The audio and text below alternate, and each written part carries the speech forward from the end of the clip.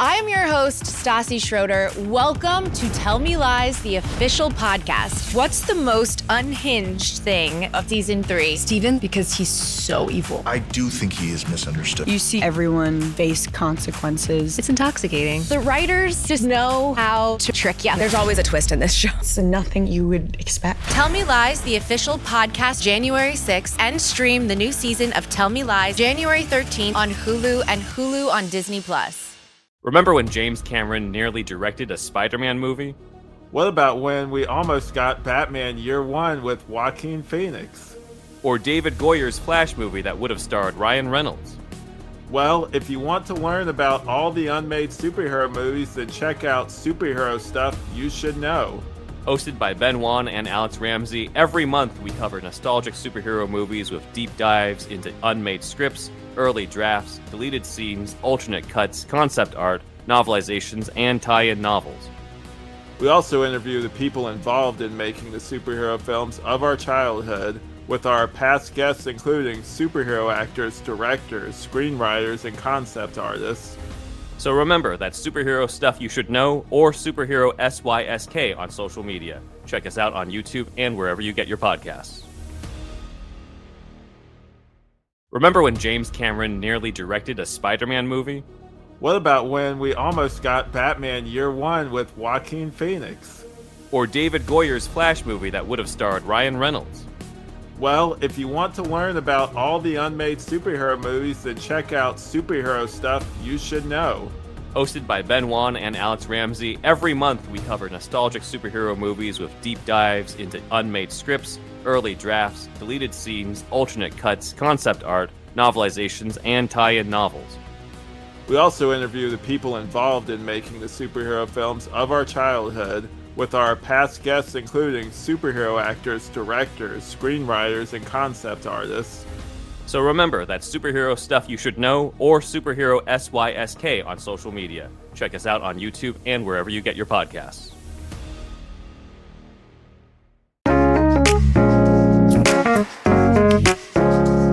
Katie, we are back with another episode of Christian Cringe, and we have a guest that is so exciting because this is a friend of yours who's now become a friend of mine, and now we're just all friends. It's just three friends talking Kirk Franklin and the New Nation Project today. This is not just a friend, but this is a Handbasket Crew friend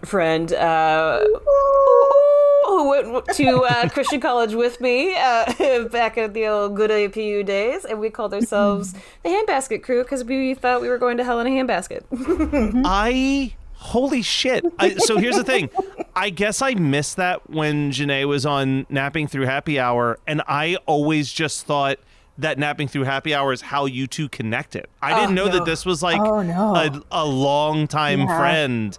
Oh, that's awesome. Yeah. That's so special. Time. Actually, I think love I had like a Facebook memory pop up from 15 years ago now, I guess it was, Katie? Let me guess, I was time. like 30. It was a Music Man. Oh. It was a Bullalub picture of us in costume. Why? I don't know. We had the weirdest jokes. It's one of those, we had a bunch of inside college jokes where we were unicorns and we would go blah, blah, blah. I don't know why. Idea. Amazing. No idea. Well, so a little bit of the story behind this is that Jenae and I were working on a concept for a potential collaboration. And as what happens anytime Jenae and I talk business is we also just tangent for 20 to 30 minutes and then sounds about right. Go, oh yeah, this is a work call. We should focus on the work that we're supposed to be talking about.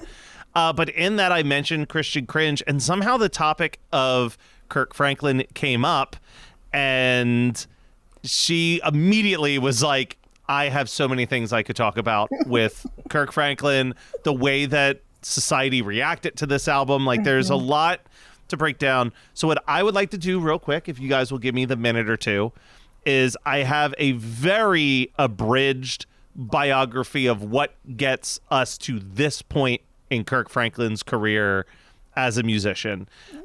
So Kirk Franklin, who was born in Fort Worth, Texas, at a young age, showed an immediate ability to read and write music while playing by ear.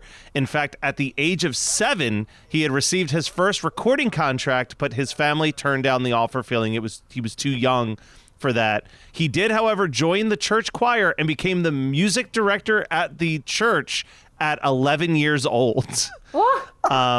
Yeah. Whoa. Okay. In his teenage years, however, he rebelled against his strict religious upbringing, and in an attempt to keep him out of trouble, his grandmother arranged for an audition for him at a professional youth conservatory associated with a local university. He was accepted, but then later had to drop out to deal with his girlfriend's pregnancy and was eventually expelled anyway for bad behavior. At the age of 15, however, he witnessed the death of his friend by a shooting, and that's what made Kirk Franklin return to the church, where he took over choir duties again.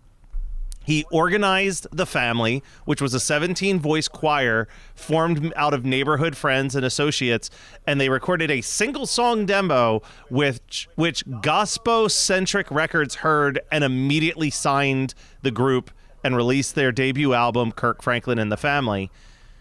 4 years later, Franklin wrote the song Joy that was recorded by Whitney Houston and included on The Preacher's Wife soundtrack. I'm sorry. Really? Don't be so No, that runs really deep for me. That's a staple. No, I know. That I know. Here's something crazy that I did not know about Kirk Franklin. So The Preacher's Wife soundtrack is still to this day the highest selling gospel album in American history. The other 2 albums are Kirk Franklin releases. No way. He is 2 of the top 3 selling gospel albums of all time. That checks out. Crazy. So 1997, he stops doing The Family and moves over to a new project and releases an album called God's Property from Kirk Franklin's New Nation. And they have a huge hit thanks to the song Stomp, which featured Salt from Salt and Pepper. Yeah. We all know this song. This is a huge song. It was the #1 R&B hip-hop album for 5 weeks. It was #3 on the Billboard 200, and it went on to be 3 times platinum. This is the second best-selling gospel album of all time. Wow. But the popularity of this album is what sets the stage for the follow-up album, The New Nation Project, released the following year. This now is the 3rd best-selling gospel album of all time. A few quick facts, and then we'll dive into talking about it a little bit more.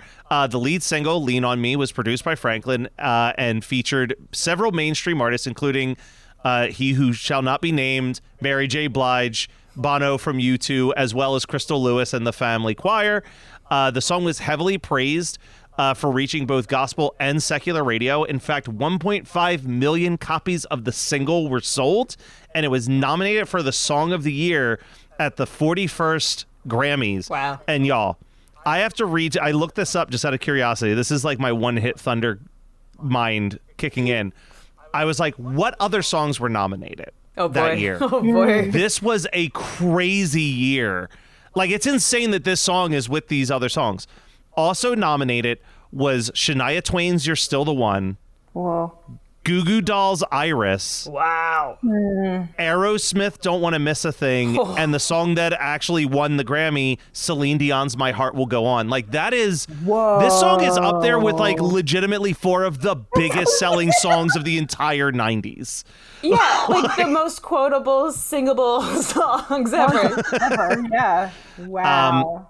But thanks to the song Lean on Me, as well as the second single Revolution, they were considerable hits, got plenty of music video play. The song also feels a interpolation of Bill Withers' song It's Gonna Be a Lovely Day. The album went on to top the Billboard Contemporary Christian charts for 23 weeks. It was the #1 CCM album. It also topped the Billboard Gospel Albums charts for 46 weeks, and it got him his 3rd Grammy. It sold 3 million units, and like I said, it's the 3rd best-selling gospel album of all time. This led to Franklin being a guest star on Sister Sister, but it also led to God's Property suing Franklin for alleging that he got them to sign a contract that was very one-sided. In 1999, he disbanded the Family after this tour, and then select members of the Family also filed a multi-million-dollar lawsuit for the royalties of their work on this record. So, you know, I love Kirk Franklin. I'm going to support a lot of the things on this album. Seems like not the greatest businessman in the world, but hey, if we've learned anything, you can be a bad businessman and still be the president. So,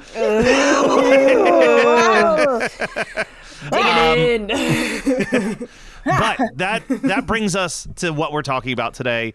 17 tracks, very few short tracks on this. So I don't think we're going to be doing a track by track breakdown. I think we're just going to be talking about this album in general, its inspiration, some of the songs that jump out to us as favorites. But Jenae, you were really passionate about wanting to talk about Kirk Franklin and New Nation Project. So please, I know that you have a lot that you want to say just about the world in which this dropped in 1998 and how it was received. Yeah, okay.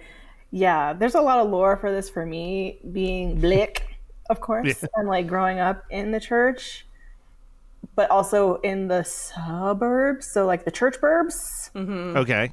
That's where my lore comes from. When I was younger, when these albums dropped, or when like the name Kirk Franklin really started being a household name, God, 99? I was like 8. I was somewhere around that age. I was attending what was steadily becoming a mega church that would ultimately be like a cousin sister church to Hillsong. Oh wow! Later. Okay, right. Okay, right. Yeah. So I was very confused. I'm somewhere in between, like, please open up your hymnals and dropping it like it's hot. That's been my entire existence, right? So here comes Kirk Franklin. I have a lot of family in like Inglewood. I have family in LA. I have an aunt who is literally a minister. And so I'm like, this is everything. My little blackness has been like parched earth. You know what I mean? Like, it was so exciting for me. And then when it started really gaining traction and popularity, I was like, haha, I felt very validating and very vindicating at the same time. However, there was also so much pushback because of how secular the music sounded and how it was. You know, so much of the roots of what Kirk Franklin was utilizing wasn't actually gospel. It had to be qualified as that or quantified as that later. You know what I mean? Like, yeah, well, because I think to me, I was pitched Kirk Franklin as a rapper. You know what I mean? Like, that was the way it was sold to me. And that's the thing. When I looked at I pulled up what the gospel charts were, like what the official rankings are, and they are like true Kirk Franklin albums stand out because it's like, technically, I think they don't count this because it feels weird to count it, but technically the best-selling gospel album of all time is Elvis singing praise and worship songs. Sure. You know what I mean? Sure. But it's like, it's a lot of that. It's a lot of, it's not a lot of Elvis, I mean, but it's a lot of that, like, oh, these are like the songs that you would hear sung in church. You know what I mean? Like, even The Preacher's Wife soundtrack, it's still Whitney Houston singing it. You know what I mean? Like, it's got that pop zhizh in there, but it is gospel. It's like undeniable gospel music, where this is like something so different. It's pulling from like hip hop and gospel. It's kind of, in a weird way, it makes me think of Kirk Franklin being in that same category as like when Ray Charles in the 60s started taking church hymns and making them sexy. You know what I mean? Like, it's like an equal sin, but it's like the 90s version of that. Yes, and all of it is the genre's proximity to whiteness. Yes. Period. Yes. You were saying, you know, even Preacher's Wife, it has that pop, you know, thing about it, and it's Whitney Houston. But even pop music it took forever for pop music to be correlated to anybody that wasn't white. Yeah. And if you were black, African American, brown, if you were not white and you were making pop music, you were R&B. Right. Yeah. Right. But it's one of those things. 90s. Especially in the 90s. I love this album because I grew up in the church, right? Like, I grew up in the church. This was like kind of especially for like the white Methodists, this was like the coolest thing you could have.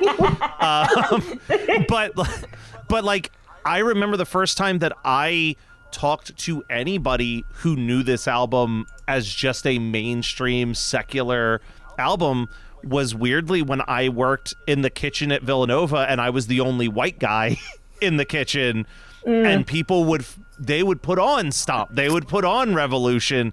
Another song that this kind of opened the doors for, they would put on Mary Mary Shackles. Yes. You know what I mean? Like there was just, it was like, oh, this is me liking this is very much like this minor niche. I just happened to be really into what was Christian music at that time. But when they talk about the mainstream appeal of this, they are not talking about white America particularly when they're talking about the mainstream appeal of this album. No. Which is why it was so confusing. It was because it was like, when is it going to be enough? Like, you're going to cry about us not having a lot of visibility as Black people, as Christian artists, and under that blanket. And then when it happens, it's too much, or it's like, you know what I mean? Like he sold out, or like woo woo woo. Why? Because he wasn't like running up and down an aisle spitting on people. Even the like beginning of the album, I love that prelude. I was like, oh, this is when the shit was really like hitting the fan, at least socially. And I didn't realize that this was like a later album in all of it, because I was like, I don't even know if I'm gonna remember any of these songs. And then Revolution came on, and I was just like, ooh, ooh. It's so, listen. Yeah. I gotta tell you, the first 4 songs on this record, what a fucking run. You know what I mean? Like, Revolution, so good. Lean on Me, truly a beautiful song. Yes. Something about the name Jesus, don't know why that 6-minute song works for me, but it does.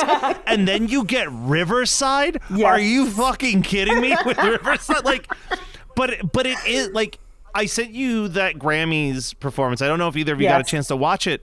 But like what he clicked into and like what he understood was that there is something powerful, whatever they're singing, whether they're singing praise and worship songs or they're singing a song like Lean on Me, which to me, I think is way more a song about helping your fellow man than it has anything to do with God.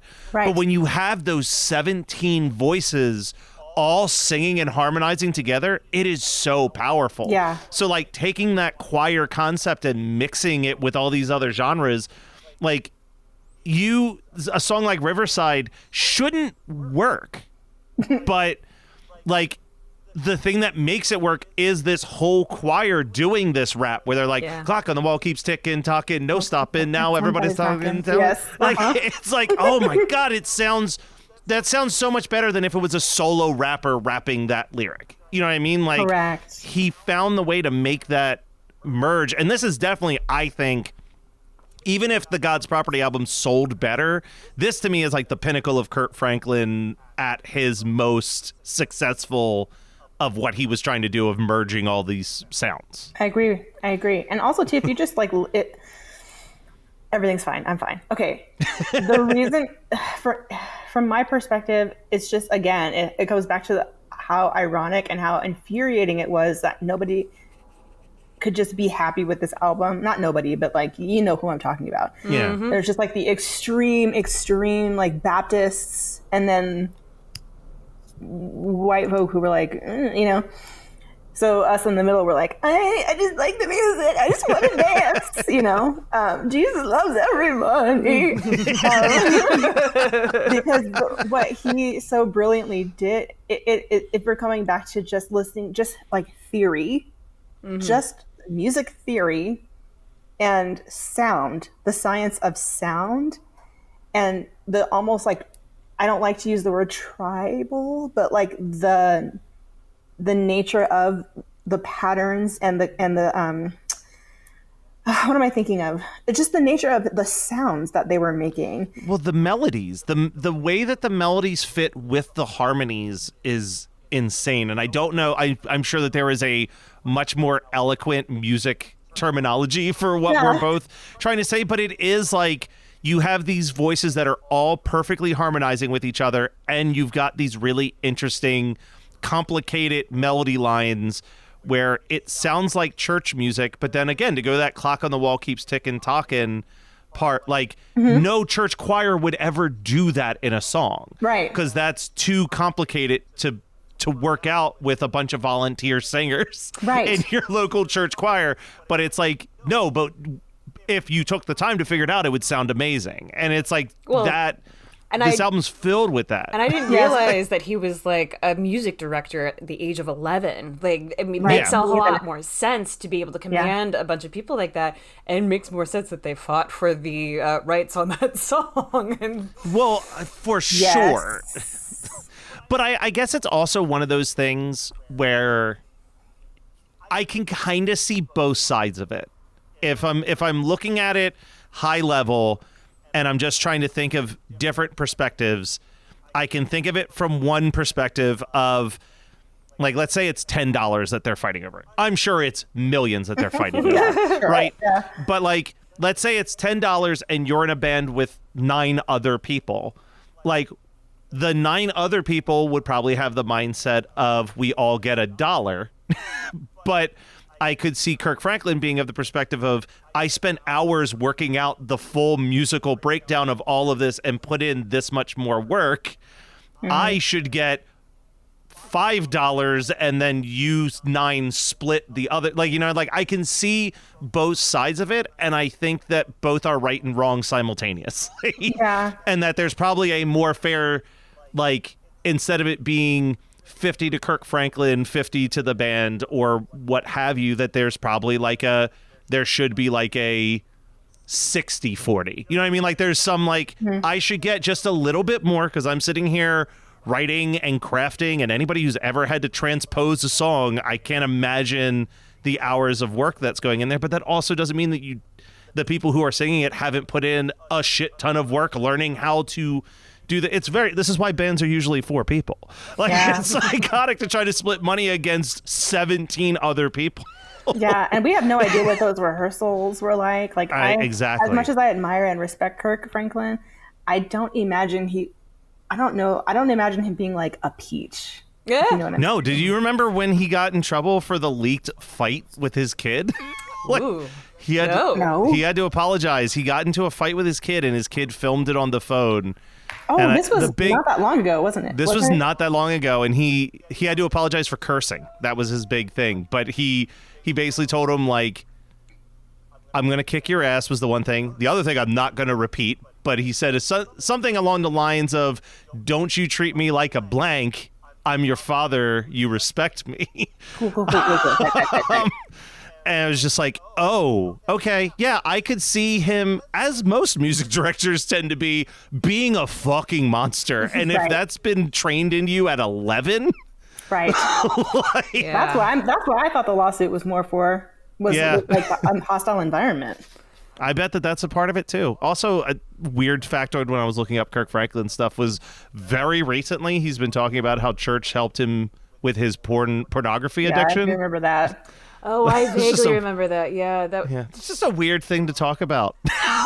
like that was like last year he just brought that up, and I was like, all right. It's so becoming less uncommon, I'm noticing. Yeah. Lots of, and I'm not going to say it's particularly Black celebrity men, but maybe that's just my algorithm for obvious reasons. But I feel like over the last at least decade, a few high profile men have come out and been like, this has been my struggle. Yeah. Oh, that's so interesting. And which I feel like is like, it's a whole topic in and of itself of like, what exactly is a porn addiction? Like, how much are you? What side of JGL's whatever movie we're going for here? I also feel like, especially when we were sophomores, or I was sophomore, I think. You were a year behind me, yeah, Jenae? I think so. Yeah, okay. When I was a sophomore and you were a freshman, and I was training with the Alpha program, which is one of our like mentorship. The blind leading the blind. I remember there was like a lot of people confessing about their porn addictions, and I was like, I have never even seen a penis. By the way, Matt, if at any point, even if it's just at the end, we do need to give Jenae the quiz. Oh my God, you're absolutely right. Let's start with what some of our favorite songs are, and I'll start pulling up the quiz. Yes, please. Well, so Jenae, this was your topic. Let's start with you. If you had to throw out, like, what are the songs that have never left your mind From from this particular one. album. That's hard. Hold up. I mean, it's like I said, the first 4 tracks alone Bangers. are all like, I mean, Revolution. So good. There was a point where I knew every word to that fucking song. Yeah. Absolutely. Okay, this is hard. How many am I allowed to say? Just one? No, you can say as many as you want. Just like, what are some of the ones that you would be, if someone was listening to this album for the first time and you were going to direct them to a couple songs to not sleep on? Let's assume that they've heard Revolution and Lean on Me at this point in their life. Yeah. And then definitely Riverside. Riverside. Definitely Riverside. Ooh. I'm gonna I think underrated song, If You've Been Delivered.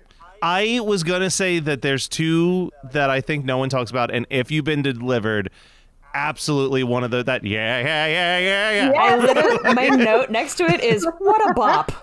Like, It's so good. And then it's honestly followed by another song that I really love on this album, which is Smile Again. That guitar riff, and then as that song builds to the whole choir singing the chorus over and over again at the end, it's like, this is so good. Yeah.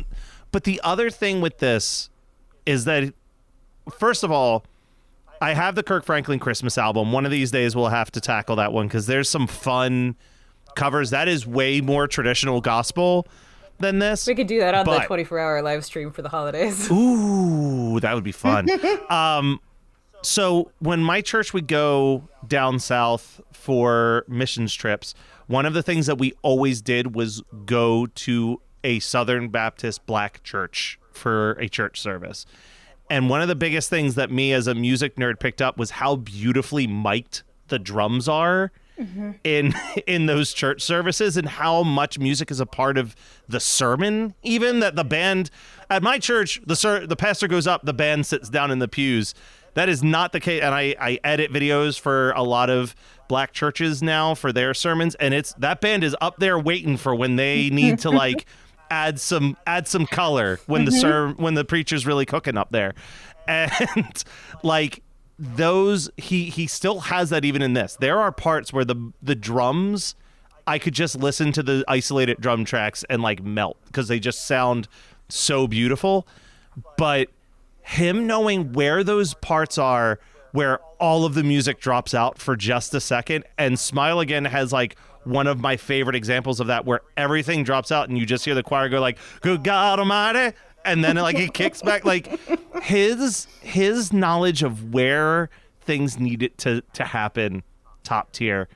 Jenae, are you ready for a quiz though? Oh, I think so. Now that we've vamped appropriately, this is our How Cringe Are You quiz. Oh gosh. Okay. It's 10 questions. I got a feeling we got another 100% over here, but okay. We might. So yeah, you're talking to 200% here.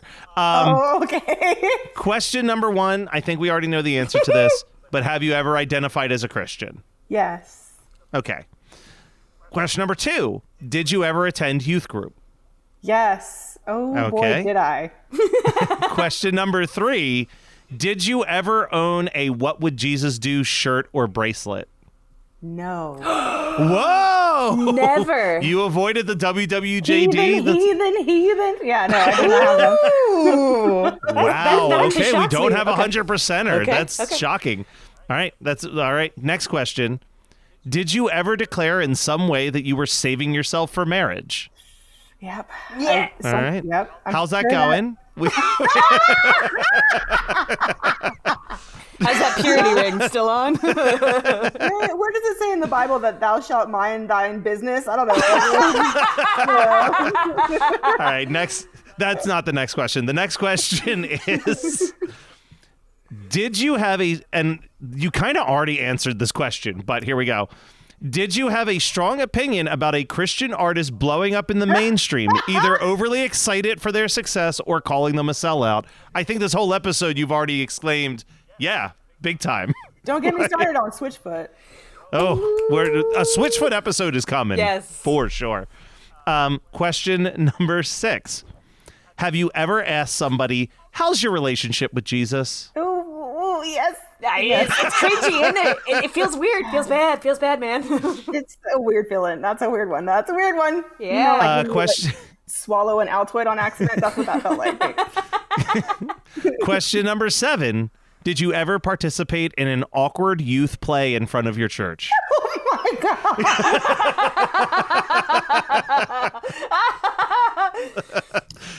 That seems like a yes to me. From a very young age. I was I don't know. in a recreation of the birth and night of Jesus. Yeah. And then later on, this wasn't for church, so I really went out of my way to do this. I did a play. Actually, this is a nice memory. I did a play with a group of folk who are still, I love them dearly to this day.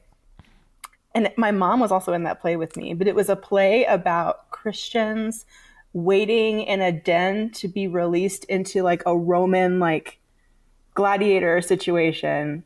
Oh wow. Oh, okay. So it was about that time period of like right before they forced us into the arena. Oh wow. Okay. And it was almost like 12 Angry Men, but like Christians waiting to die, and like the whole emotional like mental thing that you go through.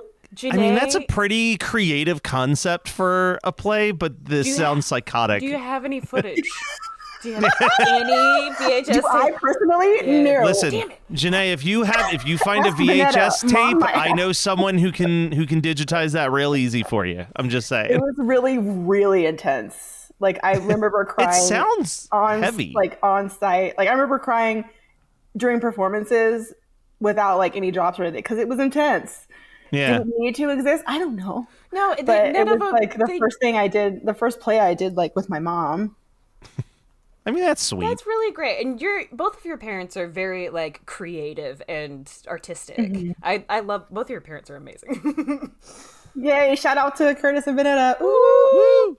All right, here we go. Question number 8. Another one that I feel confident the answer is yes on this. But have you ever held up your hand while listening to worship music? Shut your mouth. Yes. Yes. All right, question 9. Oh, I'm excited to see your answer for this one. I'm scared. Did you ever try to convince a friend to listen to a Christian artist by trying to convince them that they were as good, if not better, than a popular mainstream artist? Okay, remember when I mentioned Switchfoot? Do you recall that? Do you remember? Yeah. Or Mute Math. Mute Math was another huge one for me. So there is, we're going to cover it at some point very soon, actually. I was on another when Christian Cringe came out, this podcast called The Pickle Home Companion reached out to me, and they were like, we love what you're doing with Christian Cringe. We'd love to talk to you on our show. Mm-hmm. And 2 of the hosts from that are going to do Christian Cringe later on this year. Sick. Because before Mute Math, those guys were in another band that put out 2 albums called Earthsuit. And they're like the biggest Earthsuit Mute Math fans. And they're like, we have to talk about this Earthsuit album. Okay. The Earthsuit album, if you like Mute Math, you will fucking love how weird Earthsuit is. Oh, no. Like, it will just jump from like reggae. Like it'll start with reggae, go into hip hop, suddenly be heavy metal, then go back to reggae again. Like it just jumps all over the place. It's great. Okay. All right, final question. You're at 80% right now, so I feel like you might hit 90%. That WWJD thing really threw us through. I'm shocked. I'm stunned. Katie, this is on you. You could have gifted her a bracelet or a shirt, and you didn't. Okay, you know what? Here's a little thing about that. It could have been because, not for lack of wanting, but because I had mad eczema. So I didn't wear a lot of jewelry. Okay, fair. Okay, that makes sense. All right, last question. Give her 5 points for that. Do you wake up some nights in a cold sweat remembering something that you said or did when you were at your most religious? Go ahead, Jenae. Go ahead. Yeah. Do you want to share any memories? No? Nothing that comes to mind? No, that's all right. Listen. That's okay. I will never force anyone to share the cold sweat memories. No, but we all have regrets. I do think if people are reaching out to you, if anybody has like videotape of their crazy like church Christian play or something like that, I think that would be a really Please. fun. Oh my God, we can watch and review people's church plays. Oh my God, I almost want us to build we don't have an email address. We need one just for those. Yeah, we do. I'm not sure. Do napping through happy hour. I don't have footage of the one where we were like getting ready to be assassinated, but like I know we have stuff. You really want to see some Thompson family lore? We definitely have stuff from like Faith Community Church way back in the day.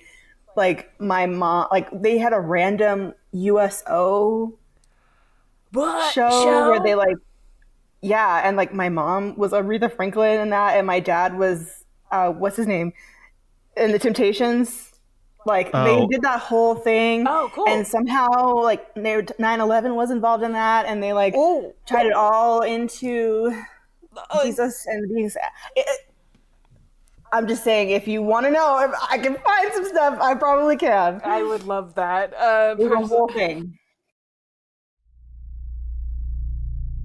In the darkest corners of the internet, a nameless, formless entity has been growing. No one dares question where it was created or what it wants, but those who have been entranced by its musings chant its blood-curdling name in unison. Horror Movie Night! Find Horror Movie Night on your favorite podcasting app or at hmnpodcast.com. So I have a question for Katie real quick about a song that we haven't mentioned on this album out of a quick passing moment. But there's a song that's covered on this, Gonna Be a Lovely Day, which is a beautiful song, and they do a great cover of it. But this song, I'm curious if you still get PTSD a little bit from this song, because for the 3 months that I was working at a certain company with you, this was always the hold music that would play while we waited for players to show up for said game. And it just would play on a loop until the game was ready to start. I would have been happier if it was the Kirk Franklin version. I think I would have grooved a little bit more. What's even more a little PTSD inducing is that it used to be the closing song when I worked at a bar. Pre-pandemic and pre the job that both Matthew Kelly and I worked at, and that song in general I'm not the biggest fan of because it's just been associated with so many times, but this version of the song I literally wrote down, this is the version. It's so good. It's so good. And the other one that we haven't mentioned but I need to call out is Praise Joint Remix, because that, like, I said, anybody who knows about it, if you got deliverance, get up and tell everybody, get your praise on. Like, it's so good. This album, this was like a fun revisit for me in a big way. Before we started recording, I was saying to Jenae, so much of this album, so much of our podcast is like us reassessing albums, and there's always, especially like on ones that are this religious, like this is like pretty religious, similar to when we did the Reliant K album a couple weeks ago. Like this is like seeping with Jesus. There's very little like trying to pretend it's not a religious album, but it's not shoehorned. But this holds up so good. It's not. It makes sense. I also don't disagree with the messaging of a lot of the songs, which is like, I think the thing that scares me the most when I dive into some of these is like, there are Christian punk bands that I have loved my whole life, and then all of a sudden while listening to it, realizing like, oh, this is an anti-gay song, or oh, this is an anti-abortion song, and feeling real icky because of it. But there was like almost no ick factor to the entire, literally the only ick factor is who sings on one of the songs. And it was like before any of us knew what was really going on, happening in that situation. Like this album weirdly holds up, and I think that I think that this album's always going to exist. Do either of you watch Abbott Elementary? Oh yeah, yes, it's so good, it's so good. The amount of times that like Kirk Franklin even gets referenced, like specifically Revolution and Stomp gets brought up on that show all the time. Shackles by Mary Mary like gets brought up all the time on that show. So it's like still ingrained in 2025. And I think part of it is that the sound is kind of timeless. Yeah. Like in a way that like that Reliant K albums sound definitively like a 2000s pop punk band. Like I think that a pop artist could put out something that sounds like some of these songs in 2025 and it would work still, that people would still be into it because it's like so undeniably well produced. 1000%. Yeah. Yeah. Jenae, did your family ever do any covers of these songs, like in church or anywhere else? Like, I don't think so. I can't be certain that like the Praise team didn't do like Stomp or Revolution or anything Kirk Franklin. I'm sure of it. Like I am sure of it. You know, I don't remember super clearly though. But my parents specifically, no. Okay. Okay. All right. I do feel like there was a random, like, before a show, because Jenae and I were in a lot of musical theater together, which is saying something because I'm not musically talented whatsoever. I just play big characters. And Jenae is amazing at dancing, at singing, at playing. Like, her acting is incredible.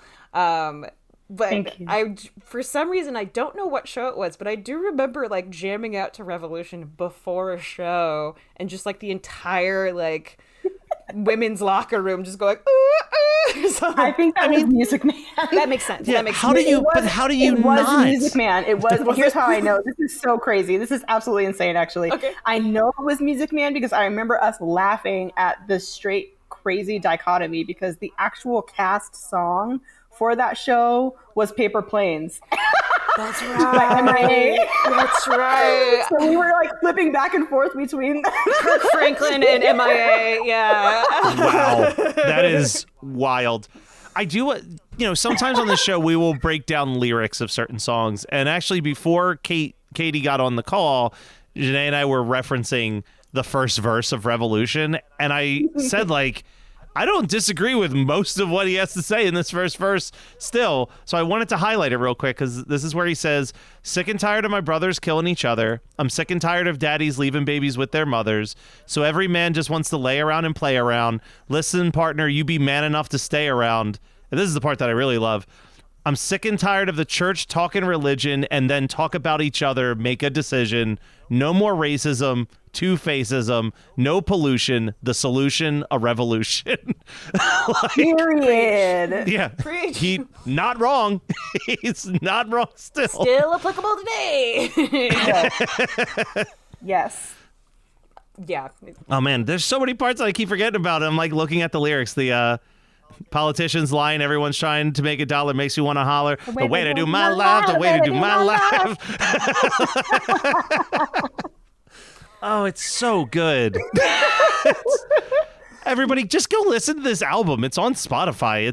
You're not going to regret your time that you spent with Kirk Franklin and the New Nation Project. Regardless of where your belief system lie, it's just a good album.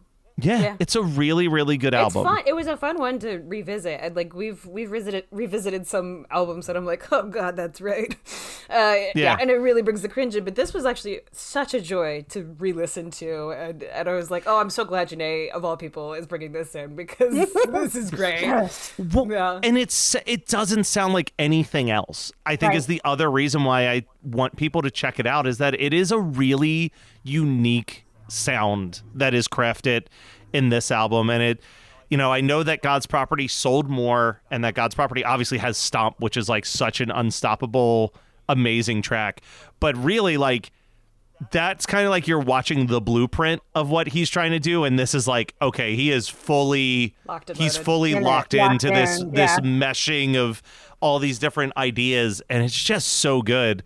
And then it kind of was the end for Kirk Franklin. Like, he kept putting out music, but I don't think he ever came close to the heights that was that 97, 98 for him. No, because also, here's the reason, though. Not just because of his own personal stuff and, like, all the things surrounding him and all that stuff started coming out at that time, like in the 2000s and whatnot. But the landscape of gospel music was changing. Yeah. Very much. We were shifting away from the Mary Marys and the Kirk Franklins and all of that jazz to more of like the Oceans. Like it was like Hillsong Nation from like 2000 up until maybe like 2016. Yeah. And where we even had like primary, gospel artists like Israel Houghton Israel Houghton made that switch quick. He aligned himself with Hillsong quickly and like really had a meteoric rise with that type of music. So I don't know that it was entirely like that Kirk got phased out by like talent or like anything like that. I think it was just how genres of music tend to go, where the trend shifts. Yeah. No, and I do think that this was just ahead of even in the like overtly religious music. Because I started doing like going to Creation probably a year or two after this album, and things had already taken that hard, like you said, Oceans, Right. Hillside. It took such a hard shift into even like a Chris Tomlin and a David Yeah. Crowder Yeah. and like the like white guy with guitar music Yeah. just like came in and took over again very quickly. There's a million of other ways that we can look into what the inherent racism of that is just built into itself within society. But yeah, I mean, it was a very small window, but I mean, I think it still resonates in the sense of like, because of what Kirk Franklin and this album and God's Property was able to do, now any pop star or any R&B star can put out their very religious Christmas album and like no one blinks an eye about it. Like I think he did, if he succeeded in one thing, it was that he bridged that gap enough that like, you know, Mariah Carey, well, this was before that, but like you look at like Mariah Carey's Christmas album, there's a lot of songs on that album where she's got full choirs backing her up for like Joy to the World and stuff like that. And I do think that this really kind of unlocked that concept of like, I mean, then we get like the Polyphonic Spree, which is like the white version of the New Nation project. But like it did show like, no, you can do amazing songs with a giant choir of people if you're willing to put in the work that it takes to make those songs work and be memorable and interesting and all of that. So I mean, and I think there's also something to be said too, like you said, Mariah's album, again, a no skip every year to this day Christmas album. Good. Of course.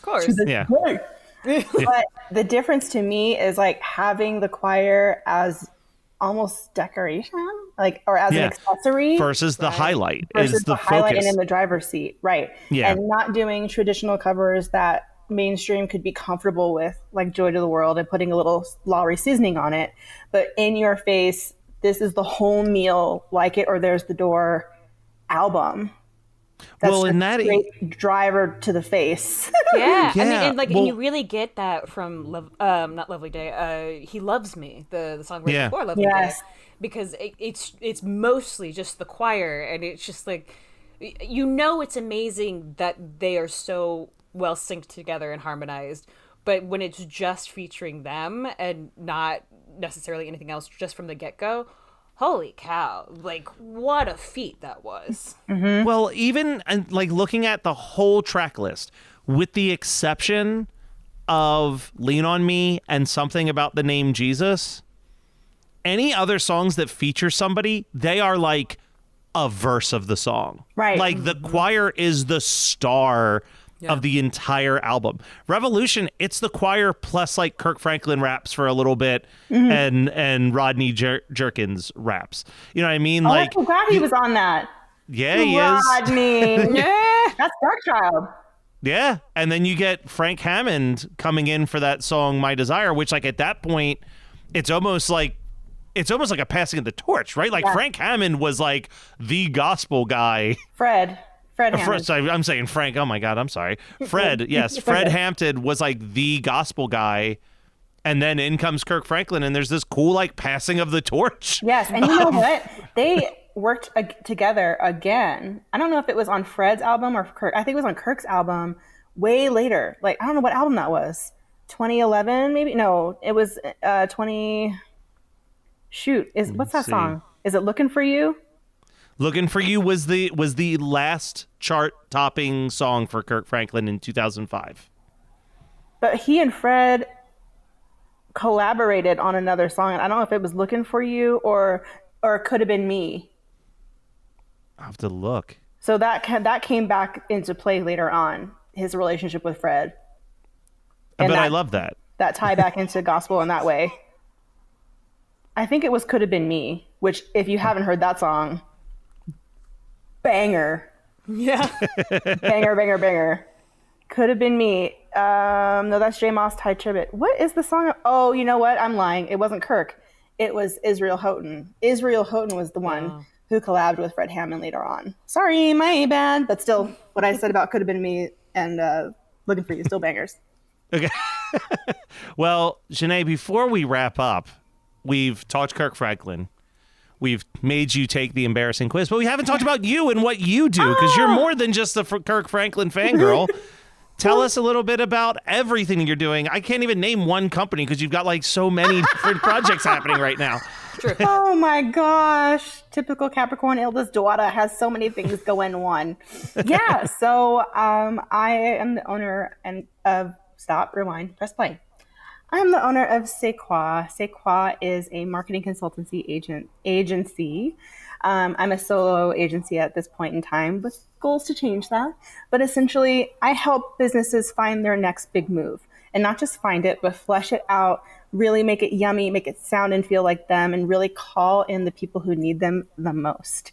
It is a full-on top-to-bottom programming where we talk about your mentality and even your spirituality, if you're into that, your habit stacking, and how that bleeds into your branding and your content and your purpose. You know, as business owners, I think we just want to do what we do really well and stay in that lane. And we kind of forget to put on our consumer hat and best translate our heart to the world of like, this is what I do. This is why you need it. Like, come, child, come. So in a nutshell, that's what I do with Sequa. And I do that through an 8-week program. I also have a $25 a month membership where people get tips and hacks and exclusive content right into their inbox every week, as well as a monthly content lesson and a networking event. It's really fun. I call it the 3B Social Bash. Ooh. And I also do one-off audits. So if you just want to be like, hey, Jenae, can I pick your brain about my Instagram profile or my content or my social media strategy? You can also book me for that. The other company that I am involved with, I'm a co-owner with Optics Agency, and Optics is a influencer marketing agency that I co-own with two fabulous, fabulous women. And our mission there is to change the face of influencing and content creation. At this present moment, you know, you could have two creators create exquisite content, have exquisite, like, you know, deliverables for a brand. And the one that's white is going to get paid the big bucks. And so our mission and what we are currently doing is, is flipping that on its head. We're challenging brands. We're challenging the industry to actually put its money where its mouth is and not just extort, really, or like, what's the word that I'm looking for? Exploit creators of color for that one-off, you know, brand deal that gets them millions of dollars, and then you pay them dust. So we are building our roster right now of creators all over the nation, queer, of color, white. We're working with everybody, but the point is to stand on business and stand 10 toes down and make sure that that change actually happens and that brands are held accountable. And on the brand side, we're coaching brands and we are working with them with their marketing strategies so that they can be brave enough to stand on business and trust that it's going to work and pay off just as much, if not more. So those are the things I've got going right now. Just a few things, just a couple of things. That's fine. Yeah, it's totally fine. Yeah, nothing major. You've been doing quite a bit for a really long time now, and I also know that you've helped our podcast and our podcast network quite a bit. So that's been so lovely, and I love that you're just the smallest inkling part of this whole network. It's always such a joy to have you on our shows or on, you know, and like discussing things that are of this world.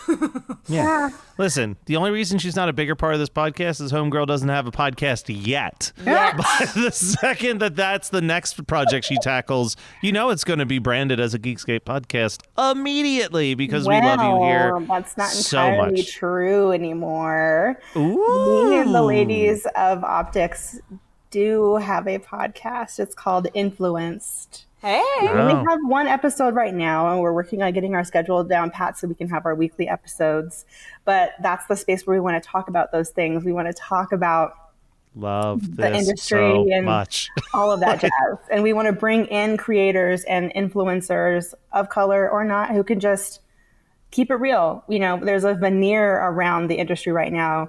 People think they can post a couple of times and make thousands of dollars a month. There's a lot of misinformation. And so we want to get in on the ground level and actually talk to people who are in it and not just wax poetic and commiserate about it, but from their experiences and our expertise come to a solution, a revolution, if you will. Are you saying a revolution's coming? Yes, it's coming, revolution's coming. Yes, it's coming, revolution's coming. Okay? At least on the Optics side. So, yeah. Jenae, I cannot wait for you to be back on this show for more. more. Maybe we do Sister with Kirk Franklin in it because I vaguely remember that episode. To watch that episode. My lord. It's been a minute since I watched Sister, but I love Tia and Tamara. Love. I'll leave you guys with this little tidbit. Yes. I don't know if you knew this, but speaking to me, maybe the closest you'll ever get to Kirk Franklin. Huh? What? Plot twist! So, once upon a time, back in the heyday of Kirk's heyday, obviously he had a huge team, marketers, drivers, Well, my aunt was one of his drivers. She would drive him. The one that's also a preacher? Everywhere, yes. And one day, and I was like obviously, I was a huge Kirk Franklin fan at the time. Yeah. So one day I get a phone call. And I pick up and I'm like, hello, blah, blah, blah. And it's like, hey, Jenae, and I was like, hi, and he was like, oh, it's your boy. And I'm like, what I said was, I have a lot of boys, which I probably shouldn't have said. I was like 12. And so he laughed. And he's like, no, it's your boy Kirk. So my aunt had him call the house. Oh my gosh. To talk to me. And when I realized who the hell I was actually talking to, I freaked out. Did you faint? I don't remember the rest of the conversation. I straight up don't. I don't think I blacked out. I don't know what happened. But I do remember talking on the phone to Kirk Franklin and then my aunt getting on the phone and me being like, I can't believe you did that. Amazing. Oh. There you go. It's been a long, long time, but some kind of 6 degree, 7 degree phone call situation. You buried the lead, madam. That is amazing. Oh, I didn't know that. That's incredible. How long was your aunt the driver for Kirk Franklin? Not very long. I don't know exactly the time period. Maybe like a year or so. Okay. Yeah. That's pretty cool. How'd he pay her? He paid her in Fridays. No idea. You'd have to talk to Kara. You'd have to talk to her about that. Fair. I'm sure it was good, though. Yeah, I bet.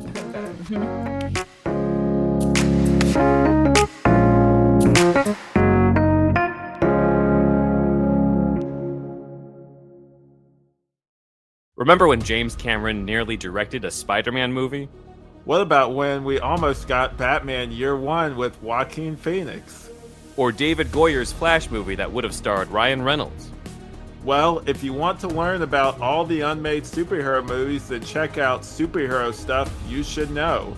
Hosted by Ben Wan and Alex Ramsey, every month we cover nostalgic superhero movies with deep dives into unmade scripts, early drafts, deleted scenes, alternate cuts, concept art, novelizations, and tie-in novels. We also interview the people involved in making the superhero films of our childhood, with our past guests including superhero actors, directors, screenwriters, and concept artists. So remember, that's Superhero Stuff You Should Know, or Superhero SYSK on social media. Check us out on YouTube and wherever you get your podcasts.